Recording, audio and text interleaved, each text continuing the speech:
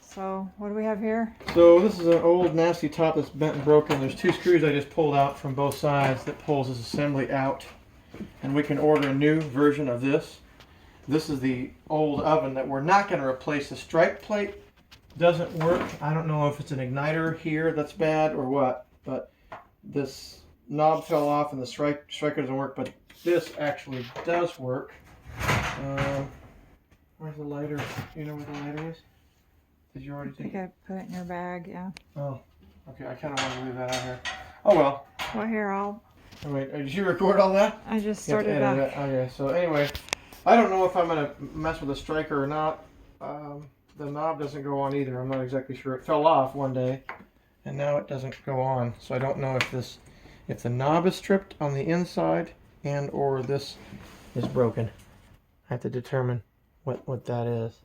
This may just be broken. Anyway, so it works. Just whew, a little bitty lighter. Anyway, so what's great is the oven and the stove work.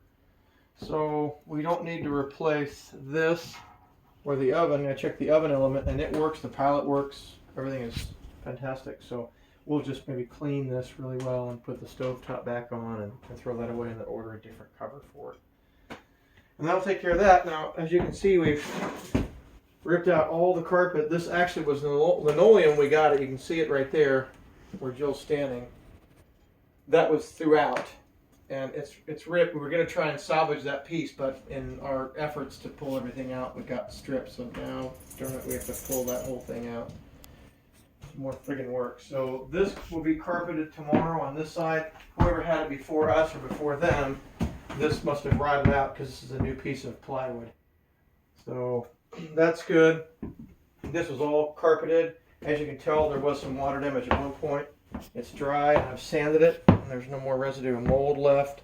So we can, basically this carpet that we get tomorrow is gonna have a flap that comes out and around. So we'll just put vinyl, which is that flooring there, from forward, obviously all the way to the hallway and out. This is a piece of carpet as well, so that'll go here. And this part will be carpeted, this part will be carpeted, this will all be vinyl. And then we'll have the carpet actually gonna rip. There's a stair, obviously, that's there. This gets ripped out because whoever did the original carpeting carpeted all the way down, then installed the stair with screws into the floor beneath, and then carpeted on top of that. That's unusual, but that's the way they did it. So this here will all get ripped out tomorrow. And then in this in here, I ripped out all the carpet in the bedroom and the padding that was here and vacuumed it. So this carpet that's on the flanking area behind the bed, obviously, and here and in the closet will remain unless the guy decides for another $100 or so he wants to rip that out and recarpet it, because I'm not going to mess with it. So this will get padded and recarpeted, and we have a new bed that will go here, and that will pretty much complete this room. Both these lights work, but these are incandescent bulbs and these are LED bulbs, so we'll probably just swap these out with LEDs and call it done. It looks like this has a place for a TV over here. I don't think we'll do anything with that. And then let's see what else you guys want to see. Are we live? Yep. Okay, so in the bathroom, we pulled out the old toilet, which had a left flush, and then we put in this new toilet, which has a right flush. You see the pedal on the bottom there? So I had to, you'll come over here and get your camera down here. This here was isolated and it just plugged right into the back. So I had to create a new L bracket. Come around here and you can see. Can you see it? Yeah. Okay, so that there is an L that I created, and this is another valve that just feeds into the back of that. Let me see if I can come around. Yeah, see, there we go. Perfect. So I had to use a PEX kit to get all that done. I rented that for like $13 because it was just much easier than doing anywhere else. So now we're waiting on the seal. I went ahead and plugged the toilet up because I can maneuver it as it's connected to plumbing. And I wanted to get water connected because I wanted to make sure all water was secure, just because I'm trying to get stuff done. So all the water is secure. We got water that run to the sink and to the, or this sink rather, and the kitchen sink, and then the hot water heater, which is, again, another sidebar because I wanted to get the hot water installed yesterday and today, and the propane checked because we had issues with propane. We bought the rig, it had no heater, which I did not know about. Not that I don't care, because propane heat's ridiculously expensive. And then it had no hot water heater, which I did discover. And I told him, hey, there's no hot water heater. The refrigerator, he said, was a fuse, but I think the guy was shady, because when I got it home and checked the box and checked the plug, everything was fine, but the fridge was shot. So we bought this inexpensive fridge instead. We need to get a new cover for the panel, fuse panel here. Anyway, I will show you the hot water heater. I'm going to turn that light off and I'll show hot water here. Okay. Okay, so this is the hot water heater that I had to install. It had nothing in here before. So it just had all these connectors here. This is the cold shut off. I don't know why they put this neutral shut off here. It's weird. And then they put a hot shut off. So just note to self, if you're ever doing something like this, make sure you put Teflon tape on all the connectors internally here, because I was an idiot and didn't do it. And so when I turned the water on, this leaked out all over here and it was a big mess. So I had to shut the water off, drain the tank, then, hey, you're not really helping much. And then put the Teflon tape here, and there is water. It's live. I could show you, but so this actually has pressure. This has pressure. This has propane attached to it. And it also has, I didn't realize this, but when you get these multi-purpose tanks, you get a propane side and you get an electric side. This is supposedly high volt, and I've got to do the research to find out how to activate electric to this, because otherwise it's just propane only, which is the low volt connections you see there with their box. So this actually works. Now let's go outside. Yes. Okay, so anyway, so this is the other side. Now, as you can tell, I haven't lined and secured this yet because I wanted to make sure everything worked. We bought this at a deal price from, believe it or not, Walmart. Had this thing for $3 something. What thing? This whole hot water heater. Oh. So it was nothing in here. It was just a big giant hole.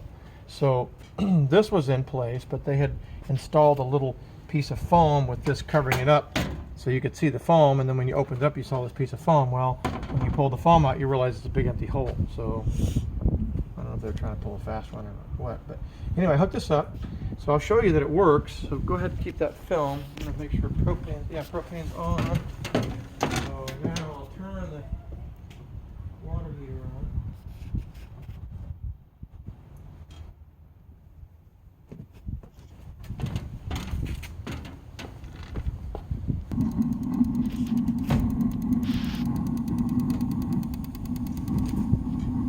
Okay, so Smell it.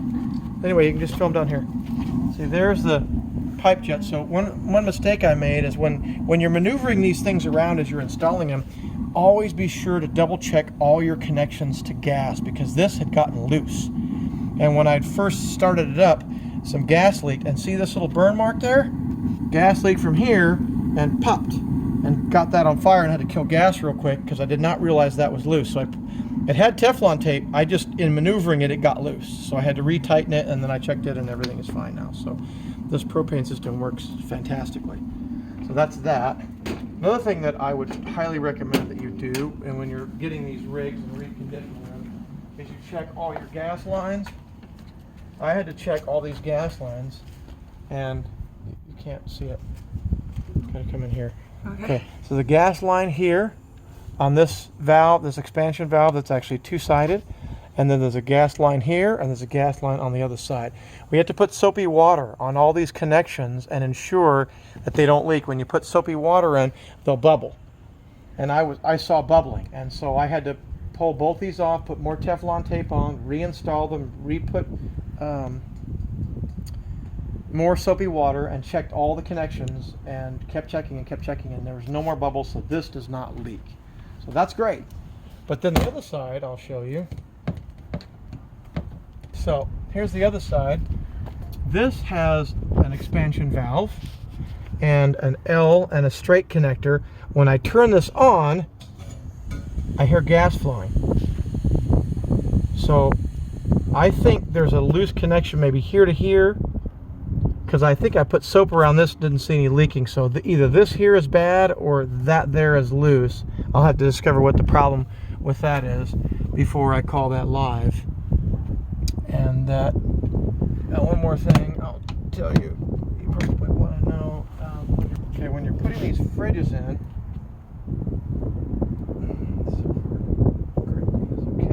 you have to turn these first.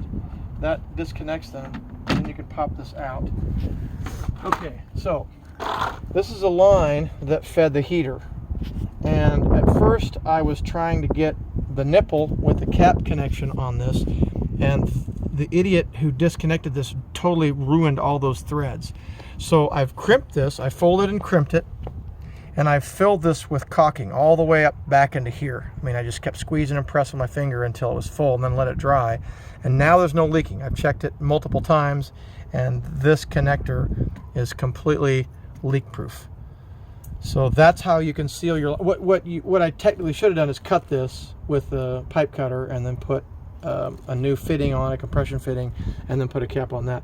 But I didn't want to mess with it because it took me 4 different trips to Home Depot to try and get the right parts to make all it work, and it kept failing, so I was done. So this is what I did as an alternate. This is the fridge that's in place. I've screwed this in the back. There's a screw here and a screw over there that secure the back side, and then obviously the front side is secure. It's unplugged now because it's not in use. There's no point in having it plugged up. So that takes care of, oh, and by the way, I used soap, thoroughly soaked that to see if there was any leakage, and there was not. So that does work. It's not necessarily the most professional thing, but at some point maybe I'll get frisky and do that, but I'm not going to mess with it now. So when you secure that, you twist these back, which is hard. Oh God, they're hard to pop in place. There. There. Now they're secure, and you can't pull them back out when they're straight. So that's it.